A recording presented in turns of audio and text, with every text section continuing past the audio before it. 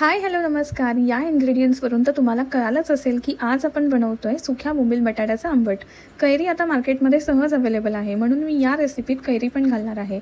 त्यामुळे या सुक्या बोंबील बटाट्याच्या आमटाची चव अजूनच चविष्ट लागणार आहे.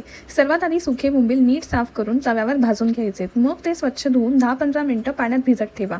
त्यामुळे त्यातील जास्तीचं मीठ जे आहे आणि वास कमी होईल. आता कढईत तेल गरम करून त्यात बारीक चिरलेला कांदा, टोमॅटो घालून छान परतायचे. हळद, लाल तिखट, थोडेसे धने पावडर आणि चवीनुसार मीठ घालून मसाला मस्त परतून घ्यायचा. आता त्यात कैरीचे तुकडे आणि बटाट्याचे तुकडे घालून 2-3 मिनिटं परतून घ्या. थोडंसं पाणी घालून झाकण ठेवून बटाटे आणि कैरी अर्धवट शिजू द्यायची. बटाटे अर्धवट शिजले की त्यात भिजवलेले बोंबील घाला. झाकण ठेवून मंद आचेवर 5-7 मिनिटं शिजू द्या.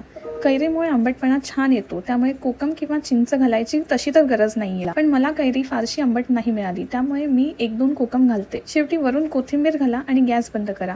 गरमागरम सुक्या बोंबील बटाट्याचा आंबट तयार आहे. भाकरी किंवा गरम भातासोबत नक्की ट्राय करा आणि कसं झालं ते मला कमेंटमध्ये नक्की सांगा. Okay, bye.